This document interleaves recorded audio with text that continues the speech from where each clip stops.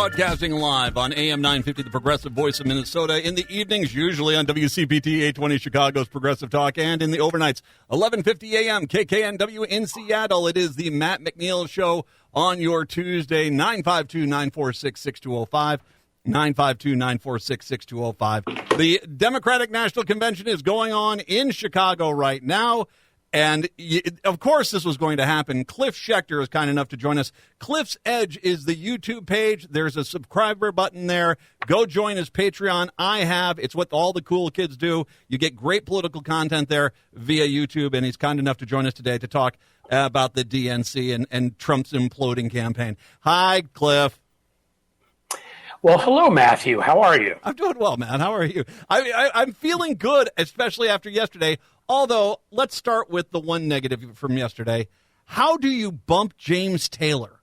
How is that even possible? Yeah, that was kind of rough. I was thinking to myself, my God, I wonder if that's ever happened, and if it has, when the last time that was that happened. Or like, hey, man, sorry, we don't need you anymore. They should have, just to make him feel better, I should be like, yeah, we also bumped De Niro and LeBron, so you're all good.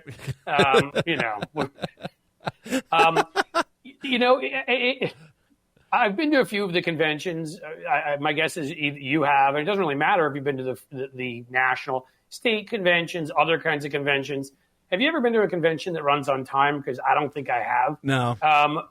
It just, so the conspiracy theorists, like that little troll out there, I don't know what happened to him, Nate Silver, the little troll under the bridge at this point. They didn't want Biden to speak in prime time. Biden gave a pretty amazing speech last night. Yeah. My guess is that's what he would have been like most of this campaign had he stayed in, and he would have beaten Donald Trump. It doesn't change the fact that I still think the changing of generation overall was a good thing. Having more diversity, a lot more, is a good thing. There are a lot of positives to this, so I'm not sitting here. I'm just making the point that maybe somebody shouldn't have had him go out in the debate stage that night. Let's just put it that way. But, I mean, he would have been fighting, the attacks and have to worry about something like that happening the whole time. So, in a way, he was free last night. I mean, he's been free lately, and he's been showing it with all the things that he says. I mean, it must feel great. You're just sort of like, hey, the leash is off. I got nothing to worry about. Let's get ripping. Well, and so, I mean, but you and I both know as well. There's this immense pressure to get up and coming Democrats on the stage. That's why they had a lot of people. The warm up acts are there, and it just is nothing against it. It's all there, but trim a minute or two here, and then all of a sudden we have You Got a Friend on the stage. I'm cool with that. I think we can just wrap it up. Come on, move off the stage. He's going to play handyman, and then we're done. All right, we're all done. I also felt like, I mean, again, these things do always run long, but we're also theoretically, we're supposed to be species defined by trial and error and learn. This seems to be one of those things, like where you put your car keys that, at least in our house, nobody can ever remember, that you just don't seem to ever learn, no matter how much trial and error there is. And very easily, they wanted to get all those folks in. Well, then, why didn't they see about starting the television coverage at 5:30? I get it. You want to catch the East Coast folks after they're off from work, but maybe start it at 5:30 instead of 6. I don't know. There's an idea. Otherwise, as you said, think ways around it. And things you can do, maybe combine a few things.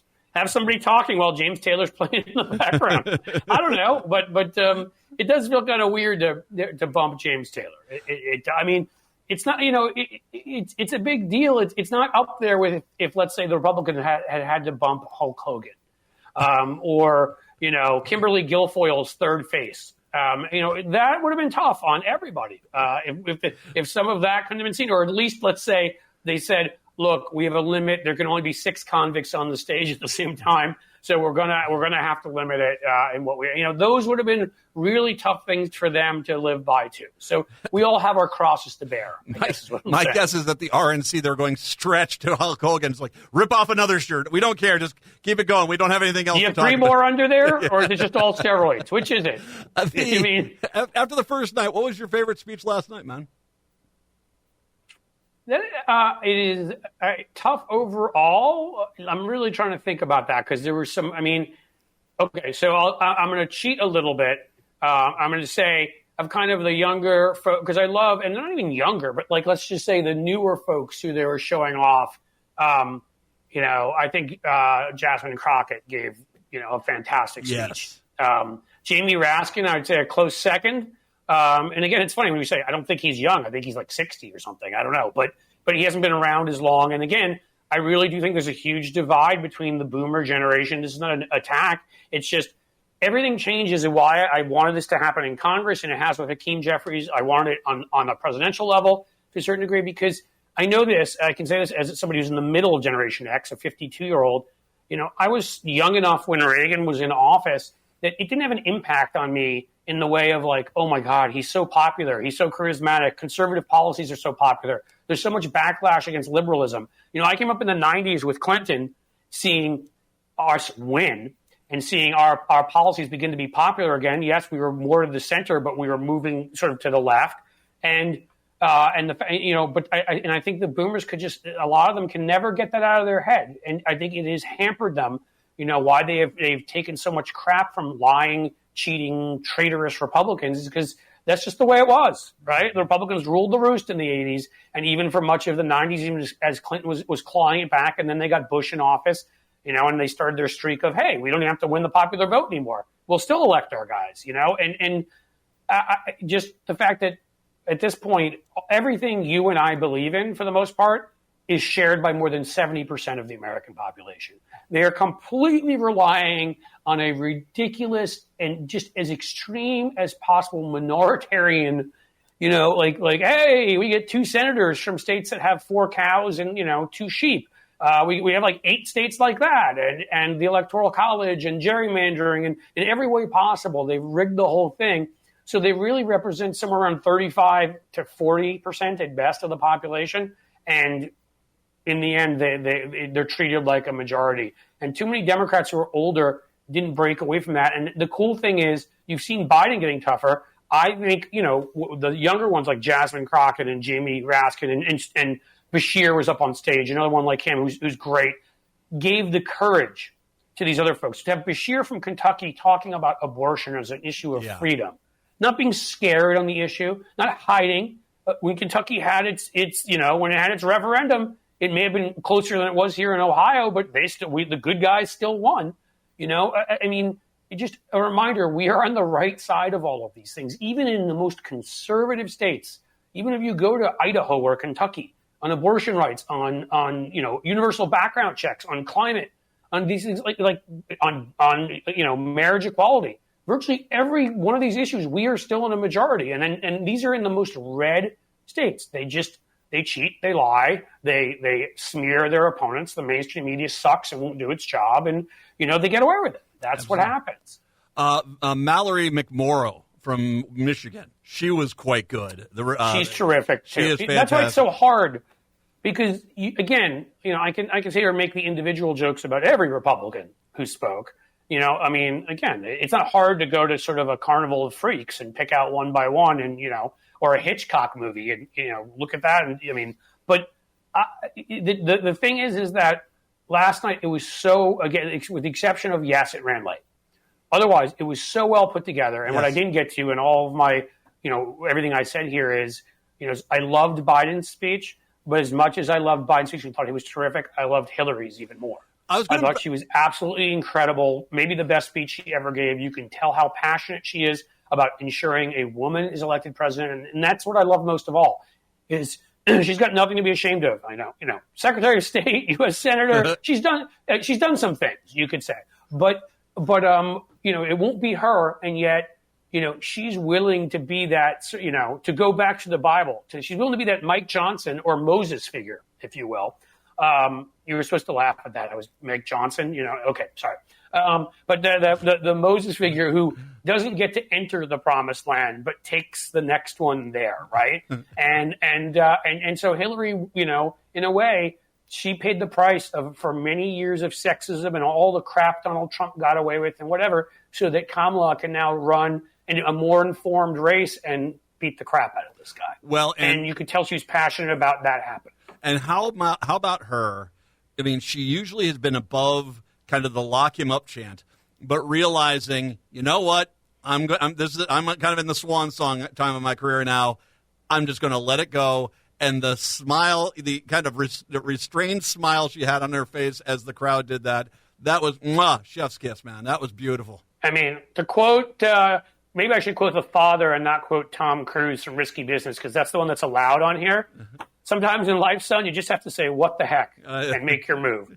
Cruise said a little bit of a different word than heck, but, point being, you're right. I think they were sitting there, and it's just sort of a matter of why should we, Biden too. I mean, getting so much tougher, getting so much more personal, going after, some of it is because he's such a crude, cruel, evil, easy cartoon like devil himself in the way he talks about people. But some of it also, this Republican Party and how evil, because everybody wants to act like he's an exception and that Ted Cruz and Rand Paul and Mike Lee and these people aren't just as bad, And so the fact of the matter is that I think the combination of how bad they've gotten, and they've seen the younger kind of generations from X on down through Z, willing to go after Republicans' character because they have none. Because again, MAGA is a bunch of creepy weirdos. The reason why that's stuck is because it's who they are. Oh, yeah. I dare you, find me a Republican elected official who hasn't either grifted money from somewhere,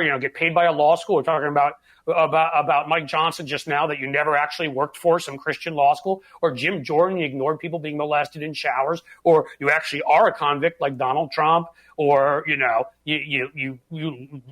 go out and shoot your dog Cricket, or we can go on and on. The people who haven't committed crimes are the people who are freaky, weird, just strange. They're the people that have, as someone who grew up in a city with public transportation, if they get on the bus or the train and sit next to you, you get up and you move.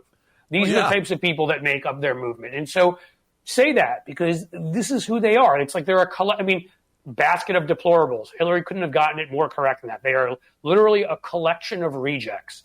They are just, they're the, if you saw the movie Twins, when Danny DeVito was like the, whatever they call the leftover garbage after Arnold Schwarzenegger, that's what they are. They're the leftover garbage when the rest of society walks away. Thank you for reminding me of Cricket, the goat, and the gravel pit. I had forgotten about that. It's been a busy few months, Matt. It has been a busy few months. Let's take a break. When we come back, I want to talk about how the Trump campaign is imploding in on itself, and it's delightful to see. Cliff Schecter, kind enough to join us. Cliff's Edge on YouTube. Go and join that. It's the Matt McNeil Show on a Tuesday.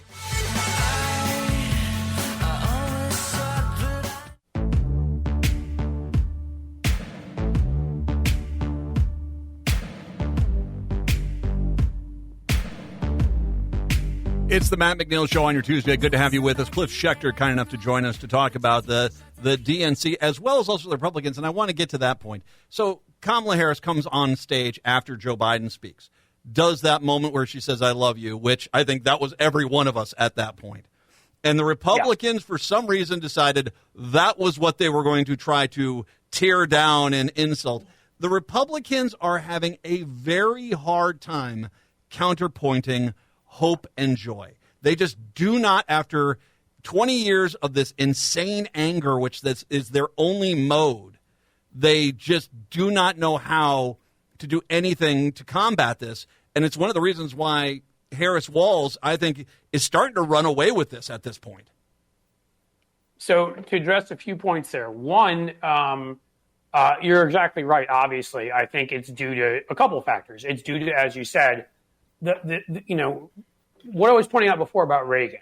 I think the reason why he intimidated Democrats so much is because, again, I would argue with most of his policies, and frankly, most strongly on economics, it's where we diverted from being the country we've been for 50 years, and started having these vast disparity in wealth. And I won't go into all that. I think a lot of Reagan's policies, quite frankly, sucked. But he was this sort of happy, smiling, face of conservatism. So was Jack Kemp, who served in, his administration. They had people like that who were charismatic and happy and smart. Think of someone like Tom Cotton sitting on TV, who honestly I think looks like a serial killer when he's sitting there answering questions on television. Like, I'm actually scared. I wouldn't want my children near him. And he's maybe one of the few, although he lied about his service as a ranger, so he of course is weird too. But he's one of the few that probably hasn't actually committed a crime, at least that I'm aware of. He just, lies about his military service. But I mean, the fact that they've gotten to this point, so part of it's that, but part of it is that conservatism has just been so getting further and further debased, and their last chance was when Donald Trump stepped in the breach that had been created by Mitch McConnell's refusing to appoint Supreme Court justices and empowering, con men like Newt Gingrich in their party and that kind of thing. People that did not care about policy, that only cared for power, were completely agnostic when it came to policy, except for if it could hurt people that were different than them in the other party, they were with it. Otherwise, it was all about power. And they you need to snuff that out immediately. And that's why when I see that in the Democratic Party, and I won't get into all of that here, but when I see figures like that, I attack them. I go after them because we don't want that. I don't care what your policies are. We don't want that. And so it devolved, right? The poster of like humans evolving and standing further up. The Republican Party is crawling further down. It's like a backwards poster. And what you get is this angry, snarling conservatism that everyone is so exhausted by. And Donald Trump is obviously the largest embodiment of it of anybody. I mean, all he does is hurl personal insults. But of course, again, the ones I named before, Ted Cruz and Rand Paul and Marjorie Taylor Greene, they're just evil, insecure, angry, just, people they just, throw out conspiracies and attack people and attack the way all sorts of Americans live, attack our own country and call our country horrible all the time. I mean, they're awful. And so how do you, when that's your face that you're putting out there, how can you counter, the fact that Kamala and Tim Walz are such charismatic, happy figures, and it just worked out perfectly that they are even in different ways, right? Like she's got the laugh and the dance, which of course they try to go after her for, and that just gets them further in a hole. And here he is, like the funniest sort of positive stereotype, of Fargo that any of us could ever try to come up with, from the camo hat to some of the, to him sitting there talking about how he doesn't like his tacos spicy. I mean, he's hilarious, and they hate it that they don't know how to go after this stuff. So they make things. I mean, do you see now that they failed on going after his military service, which is disgusting. Now they're trying the Chinese spy route. Okay. This group of people where, I'm sorry, Mike Pompeo, I'll say just quickly, I know, Mike Pompeo had an investment in a Chinese company, never told us. Donald Trump had money in a Chinese bank account, made all of his products in China. What's her face? Ivanka got all of the trademarks from China. Yep. Mitch McConnell's wife, her dad literally was a roommate of one of the high-ranking members eventually of the Chinese Communist Party. And weirdly, they were able to do all sorts of trading with us and get all sorts of breaks on tariffs. And they got PNTR covered in his University of Louisville program. Guess which country they send the kids to spend the summer in? China. I mean, it's not going to work. It reminds me of their desperation in '92 with Bill Clinton, where it was like, he was studying at Oxford. He went on a trip to the Soviet Union. He must be a Soviet spy. And you're just like, okay. Your guy literally out loud says he writes love letters to Kim Jong-un, okay? A guy, a smurf with like a flat top haircut who kills lots of people, by the way. Yes. Vladimir Putin, a murderer. Orban, a murderer. Erdogan, a murderer. That really seems to be, and of course, who could forget the late, great Hannibal Lecter? I mean, that seems to be the only requirement that Trump likes you. So now he loves all these foreign dictators, but you're going to try to turn. So that's what they're trying with Walz. I don't even know what their new thing is with Kamala. I guess they've given up on you don't even know what you are. You don't know. It's like, really? James Donald Hamill? I'm sorry, James David Hamill? I'm James David Donald Vance? J.D. Vance? Whatever your name is this week, you schmuck? Like, it's like you. We found 4 pictures of you in drag already. And of course, I have no problem with that, but his party, and he sure seemed to. You're telling us we don't know who we are? Kamala Harris doesn't know who she is? Like, the whole embodiment of your party is that you're all psychologically screwed, and none of you are comfortable in your own skin and know who you are, and you project all of it onto us. Yeah. That's literally what we're going through. It's like, if we could all just get you therapists, maybe we could solve the problems of this country, because we could get you guys all the Republican Party to help. Clearly, its elected figures need. Well, or J.D. Vance, a large sectional. He'll be fine for hours. I think he likes the divan better without the arms. I mean, I'm not sure, but he sure does put the love in love seat. I'll tell you that. That is not going away, my friend. No, he's going to live that. He's going to have to live with that. I'll just say quickly, they are going to keep getting desperate like this, and they're going to keep failing. So good luck, guys. Yeah, It'll be fun, anyhow. Well, I mean, you're going after a Midwestern governor who produced pork, corn, and soybeans, and you're wondering why he did business with China. If you guys can, I mean, good luck with all that. I mean, imagine. And let me say this, because I know you have to kick me off, but they have ads up here in Ohio. So it is true that the Trump campaign is scared enough about the state where they picked their VP from that they won by 7.5 points last time. So you can imagine what the polls actually, these polls that always undercount us, that never count Gen Z, imagine what the real Wisconsin and Michigan polls look like right now if they're fighting for Ohio. Well, in Wisconsin, real quick, just those amendments that were going to basically limit the governor's ability to spend money, they failed once again. Their polling said it was going to be close. Massively. It was abortions way on the ballot in Arizona and Florida. Yep. Like Florida, the chairman of the Florida Republican Party was losing his mind on Twitter the other night. Clearly he's scared because they're putting resources in there. I think Texas could be next. So, yeah, and Nebraska. Your tax aren't working. Watch Nebraska. Nebraska, Wall seems to be resonating there. We're going to win the Omaha. I think we're going to win that one electoral vote. But yeah. I would say watch the Senate race. There's an independent running there who has said he will caucus with neither party, so they can't make him a Democrat. Watch him knock off what's-her-face. Cliff's Edge is I know, you got to shut me up. Yeah, that'd be brilliant. I wish I could let you go. Cliff's Edge is the YouTube page. He's got a Patreon there. Sign up, join. I have, you need to, too. It's information that'll make you smarter. And subscribe to the YouTube page. Cliff, as always, my friend, thank you very much. Take care. Was that stolen valor? Yeah. I don't know. Take it easy, my friend. We'll be right back. It's the Matt McNeil Show.